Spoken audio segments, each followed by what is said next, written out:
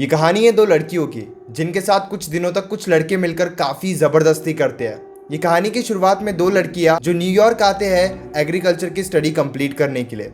वहां पे उन्हें उनके अंकल मिलते हैं जिनका नाम होता है जेसन।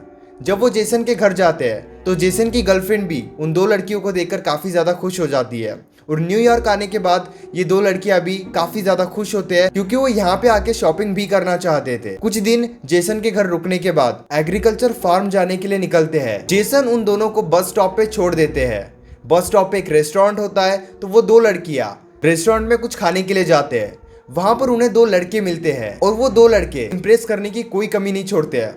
कुछ ही देर में वो दो लड़कियां उन दो लड़कों के साथ काफी ज्यादा कंफर्टेबल हो जाती है और उन्हें अपने बारे में बताती है कि वो एग्रीकल्चर फार्म जाने वाले हैं। वो दो लड़के कहते हैं कि हम भी उसी रास्ते जाने वाले हैं, अगर तुम्हें ऐतराज ना हो तो हम तुम्हें जाते जाते वहां पर छोड़ देंगे। ये सुनकर वो दोनों लड़कियां उनके साथ जाने के लिए मान जाती है और उनके साथ ही निकल जाती है। अब वो दोनों लड़के उन दोनों लड़कियों को फार्म ना ले जाकर अपने घर लेकर जाते हैं। तो यहाँ पे नैन्सी और कैथी काफी ज्यादा डिस्टर्ब हो जाते हैं। उन्हें समझ नहीं आता है कि उनके साथ क्या हो रहा है, लेकिन उन दो लड़कों के मॉम को देखकर वो काफी ज्यादा कंफर्टेबल हो जाती है और बिल्कुल वहां पर हंसी खुशी के साथ कुछ देर तक रुकने का फैसला करते हैं। काफी देर हो जाती है, उन दोनों को भूख भी लगती है, इसलिए उन दोनों लड़कों की मॉम नैन्सी और कैथी के लिए कुछ खाने के लिए लेकर आते हैं। खाने के बाद ही नैन्सी और कैथी को चक्कर आने लगते हैं। जब तक उन्हें ये समझ में आता है कि उनके साथ गलत हो रहा है तभी वो बाहर निकल जाते हैं, लेकिन काफी देर हो जाती है।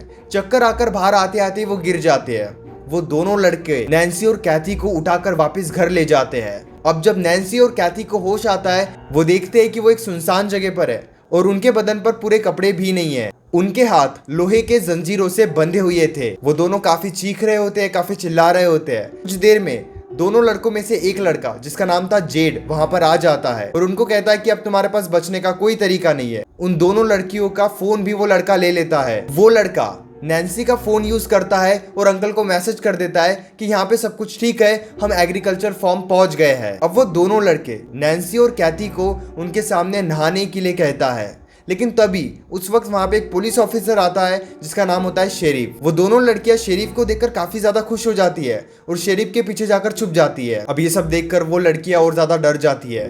कैथी और नैन्सी पूरे तरीके से घबरा चुके थे क्योंकि जिस पुलिस ऑफिसर को देखकर उन्हें एक उम्मीद जाग उठी थी कि शायद वो उन्हें बचा लेगा, अब वही पुलिस ऑफिसर नैन्सी के साथ जबरदस्ती करता है। अब दूसरी तरफ उन दोनों लड़कियों का अंकल जेसन वो एग्रीकल्चर फार्म से पता करता है तो उन्हें पता चलता है कि दोनों लड़कियां वहां पे नहीं पहुंची है। अब तो नैन्सी का फोन भी नहीं लग रहा था। ये सब देखकर जेसन काफी ज्यादा घबरा जाता है और इस तरफ नैन्सी और कैथी के साथ काफी लोग मिलकर काफी बार जबरदस्ती कर रहे होते हैं। हर घंटे नए नए लोग आकर वहां पर नैन्सी और कैथी के साथ जबरदस्ती करते हैं और इस तरफ इन दोनों लड़कियों के अंकल को ये समझ में आ गया था कि उन दोनों लड़कियों के साथ कुछ गलत हो रहा है क्योंकि वो अभी तक एग्रीकल्चर फार्म नहीं पहुंचे हैं। इसीलिए जेसन उन दोनों को ढूंढने के लिए अपने घर से बाहर निकल जाता है और इस तरफ नैन्सी और कैथी के साथ काफी बुरा हो रहा था और वो दोनों काफी परेशान भी थे। उसी वक्त वहां पर और एक कस्टमर आता है जो सुअर का मास्क पहनकर उन दोनों लड़कियों के सामने जाता है। वो काफी बड़ा था, सुअर का मास्क उसने पहना था।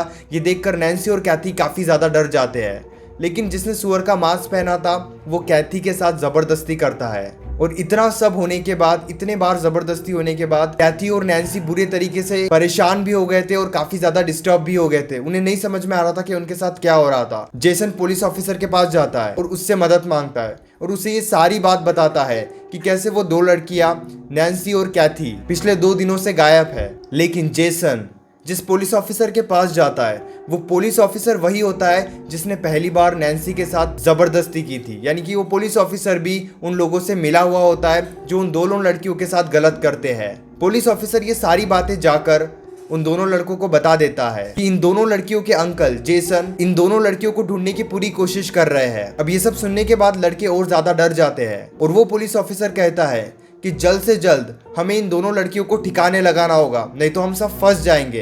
कैथी और नैन्सी के अंकल इन दोनों लड़कियों को ढूंढने की पूरी कोशिश कर रहे थे और दूसरी तरफ ये लड़के भी डर चुके थे और ये इन दोनों को मारने का प्लान कर रहे थे। और ये सारी बातें कैथी और नैन्सी को पता चल जाती है कि ये लड़के इन दोनों को मारने का प्लान कर रहे हैं। और वहां पर जितने भी लड़के होते हैं जिन्होंने अभी तक न जाने कितने बार इन दोनों के साथ जबरदस्ती करने की कोशिश की थी, अब वो सब शहर में जाने का प्लान करते हैं। इसीलिए उन सभी में से एक लड़के को वहां पर रख दिया जाता है उन दोनों लड़कियों पर नजर रखने के लिए, और बाकी सब लड़के वहां से चले जाते हैं। अब वो लड़का जो नैन्सी और कैथी पर नजर रख रहा था वो दारू पीकर नशे में धुत होने लगता है। कैथी और नैन्सी ये देखते हैं कि वो लड़का नशे में धुत है। अब इस बात का फायदा नैन्सी उठाती है, वो अपने कपड़े निकालती है और उस लड़के को अट्रैक्ट करने की कोशिश करती है। उसके पास जाती है और उसे इंटीमेट होने के लिए उकसाती है। जब वो उसके पास जाती है वो लड़का समझ जाता है कि ये गलत कर रही है, लेकिन तभी नैन्सी उसके गले पर इतने जोर से काटती है और काफी खून निकलने की वजह से उसकी मौत हो जाती है। अब वो दोनों अपने कपड़े पहनकर एक जगह पर जाके छुप जाते हैं। कुछ देर के बाद पुलिस ऑफिसर वहां पे आता है और वो देखता है कि दोनों लड़कियां वहां पे है ही नहीं, लेकिन वो दोनों लड़कियां उस पुलिस ऑफिसर की कार को लेकर वहां से भाग जाते हैं। ये देखकर वो पुलिस वाला अब काफी ज्यादा परेशान हो जाता है। अब वो दोनों लड़कियां कार लेकर शहर में पहुंच जाती है और एक स्टोर में चले जाती है। वहां से वो काफी अजीबोगरीब सामान लेती है, जैसे हथौड़ा, कील, ये सब लेकर वो उन लोगों के घर पे जाती है जिन्होंने उनके साथ इतने दिनों तक जबरदस्ती किया था। और यहाँ पर जेसन जो उन दोनों लड़कियों के अंकल थे वो भी इन दोनों को ढूंढने की बहुत ज्यादा कोशिश करते हैं, लेकिन ये दोनों उन्हें नहीं मिलते हैं। और ये दो लड़कियां उस एक लड़के के घर पे पहुंच जाती है जिसने इन दोनों लड़कियों के साथ गलत किया था। अब वो लड़का अपने घर में आराम कर रहा था। ये देखकर जेसन और कैथी दोनों काफी ज्यादा परेशान हो जाते हैं और उसे हथौड़े से काफी जोर से मारते हैं। उसके फेस पर कील से वार करते हैं। वो दो लड़कियां उस लड़के को इतना मारती है कि वो बेहोश हो जाता है, और जब उसे होश आता है वो देखता है कि वो एक टेबल पर बंधा हुआ है। ये देखकर वो काफी ज्यादा घबरा जाता है। अब ये दोनों लड़कियां उस लड़के को इतना मारती है और सभी लोगों का एड्रेस पूछती है जिन्होंने उन लड़कियों के साथ गलत किया था। अब धीरे धीरे करके वो लड़का सभी लड़कों का एड्रेस बता देता है। इतना होने के बाद नैन्सी उस लड़के के पिछवाड़े में कील डालकर वहां से चले जाती है। अब ये दोनों लड़कियां एक चर्च में पहुंच जाती है, जहां पर वो देखती है कि उन्हें वो कस्टमर मिलता है जिसने सुअर का मास्क पहन के उनके साथ जबरदस्ती की थी, और वो सुअर पहनकर जबरदस्ती करने वाला इंसान उस चर्च का फादर है। अब वो चर्च का फादर समझ गया था कि ये वही लड़कियां है जिसके साथ उसने जबरदस्ती की थी। ये देखकर वो काफी ज्यादा डर जाता है। तभी वो दोनों लड़कियां उसे इतना मारती है और कार के पीछे बांधकर पूरे टाउन में घुमाती है और आखिरकार उसे जिंदा जला देती है। अभी दोनों लड़कियां काफी गुस्से में थी और एक एक करके ये सभी से अपना बदला ले रही थी। और दूसरी तरफ इन दोनों लड़कियों का अंकल जेसन इन दोनों लड़कियों को ढूंढने की पूरी कोशिश करता है, लेकिन इस कोशिश में वो पुलिस ऑफिसर जो इन सभी लड़कों के साथ मिला था वो जेसन को किडनैप करके अपने पास रख लेता है।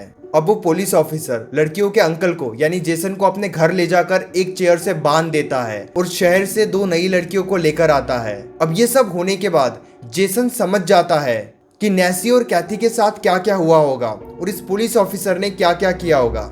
लेकिन उसी वक्त उसी घर में नैन्सी और कैथी भी आ जाती है और पुलिस ऑफिसर को खूब मारती है। वो उस पुलिस ऑफिसर को इतना मारती है कि उसकी मौत हो जाती है। नैन्सी और कैथी उन दोनों लड़कियों को भी बचा लेती है जो पुलिस ऑफिसर अभी अभी शहर से लेकर आया था, और कैथी और नैन्सी उन दोनों लड़कियों को कहती है कि वो उनके अंकल को भी बचा ले। अब ये दोनों लड़कियां जो शहर से नहीं आई थी वो नैन्सी और कैथी के अंकल को छुड़ा देते हैं, और इसी बीच नैन्सी और कैथी वहां से निकल जाते हैं। जेसन उन्हें रोकने की काफी कोशिश करता है, लेकिन तब तक वो वहां से निकल चुके होते हैं। अब ये दोनों लड़कियां नैन्सी और कैथी जाती है उन लड़कियों के मम्मी के पास जहां से इस पूरी कहानी की शुरुआत हुई थी। अब उन दोनों लड़कियों को देखकर उन दोनों लड़कों की मम्मी काफी ज्यादा डर जाती है, और नैन्सी और कैथी उन लड़कों के माँ को देखकर भी काफी ज्यादा गुस्से में आ जाती है और उन दोनों लड़कों की माँ को वो कुर्सी से बांधकर काफी मारती है। और इसी के साथ उन दोनों लड़कों में से